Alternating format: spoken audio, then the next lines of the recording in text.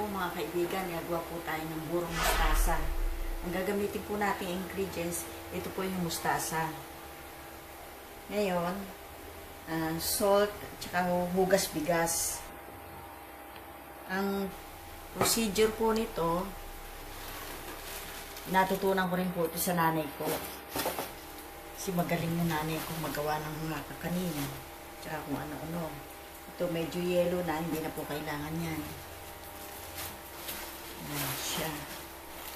Gagawin po natin dyan. Lalagyan po natin siya ng asin.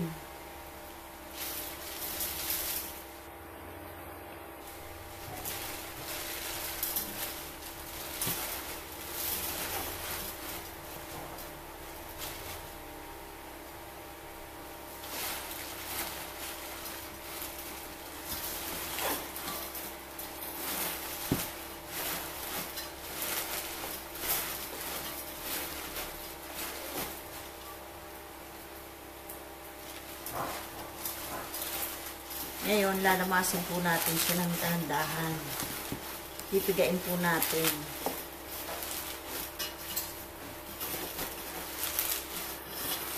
Hanggang sa malanta po siya. Set aside natin ng paisa-isa ganyan. Ganyan lang po siya.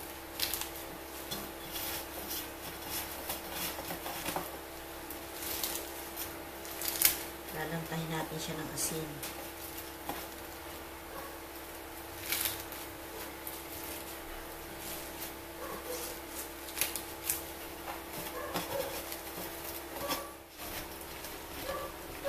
Pipigain na po natin siya ng ganito para lumabas po yung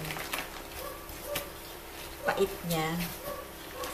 At saka pagka po naburo na siya, green po siya. Yung iba kasi, ang ginagawa, hindi pinipiga.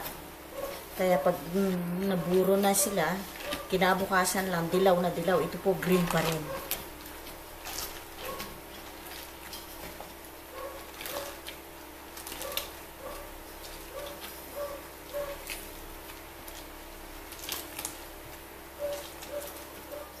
Ito na po siya, dumiit. Ngayon, pipigain lang po natin siyang ganyan na mabuti. Yung piga.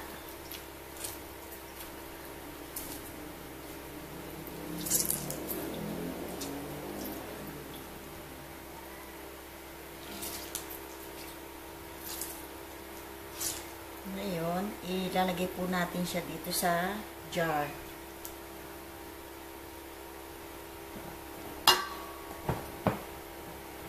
Ganyan.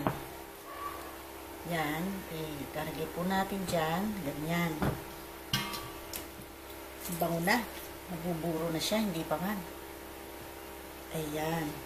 Ngayon, ito pong hugas bigas, haluin natin mabuti para tumining kasi siya. Yung pangalawang hugas po sa bigas, ang gagamitin po natin. Ito, may asin, nilamas, hindi nyo nang hugasan, direkta na. Kasi hugas na huyang bago natin lamas sa asin. Ayan. Ang ating burong mustasa.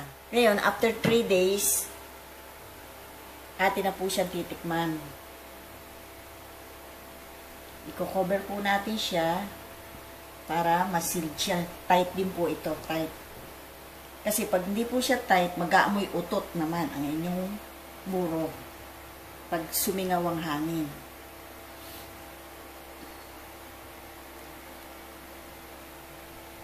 Ito na po mga kaibigan, yung ginawa natin burong mustasa. 3 days na, i-check natin. Ito po siya. Ayan. Wow. Titikman po natin siya. Gagawin po natin. Ayan, hawakan ko na po siya. Tikman natin siya. Crunchy. Maasim siya. Sarap. Ready na. Ngayon, gagawin po natin, luluto siya. Pwede po siyang kainin ng ganito. Termin to, tinapa. Ngayon, gagawin po natin to. Torta po natin siya. Bago po natin gawin yon, pipigain po natin ang tubig. Dito siya. Tatagalin natin yung tubig niya. Ang sarap. Makakagawa na kayo ng pang salad nyo. Malinis ang kamay ko. Yan, ganyan. Tignan tayo uli. Ang sarap niya. Hop. Asim. Ang sarap sa mga pritong isda. Lalo na sa tinapa. Tanggalin natin yung tubig niya. Yung sabaw niya. Po siyang gagayatin ng ganito.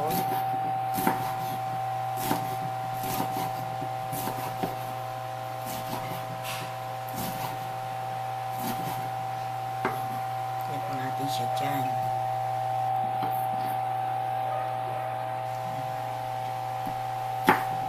Ang sarap. Parang ayaw ako magbigay.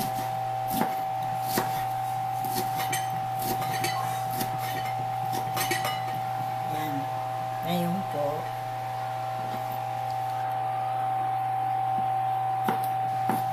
ang sarap niya. Magkaano tayo ng itlog. Gagamitin natin siya. Omelet. Ganyan siya.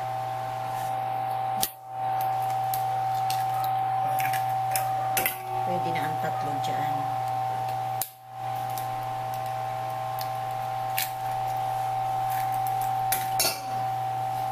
Dahil matabang naman po siya, hindi siya masyadong maalat, lagyan natin na asin itong egg. Tapos, po natin siya. Ganyan. Po natin siya, lagyan siya natin ng olive oil para healthy. Lagyan po natin ng bawang.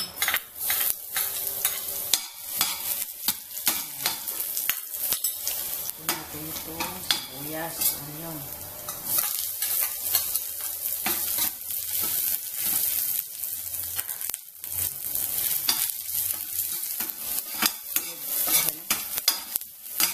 Sunod po natin si tomato.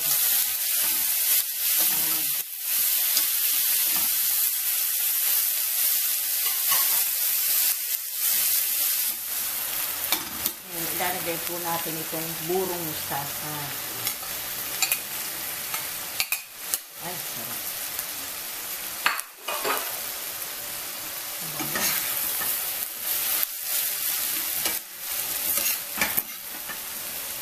Ito na po ang susunod natin yung egg.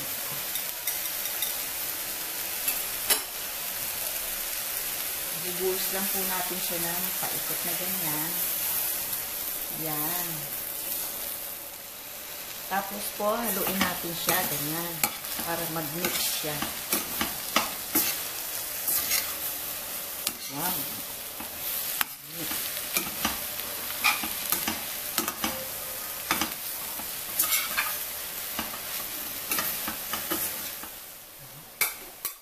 Ito na po siya, luto na. Atin na po siyang isasalin sa plato. Deternuhan natin siya ng tinapa.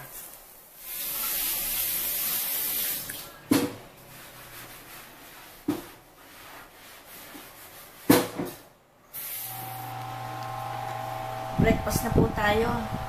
Ating po tikman yung ating ginawang burong mustasa. Yummy po yan, yummy.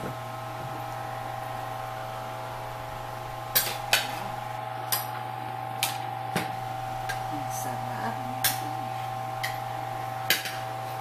Terno po nito yung pinapambangos. Sarap. Tataba na naman ako nito. Appetizer po ito. Sarap. Tinapa. Terno po yan. Ang sarap, no? Sarap ng pagkaasin. At saka ito, yung kahit na hindi mo itorta, pwede siyang may prito ka. Appetizer. Bagay na bagay tinapa. Talagang bagay. Yan, kalkalin natin. Sarap.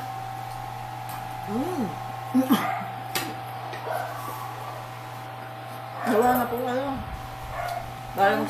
bawal magsalita po ang bibig. Tama yung alat niya, no? Hindi ka na maglalagay na asin.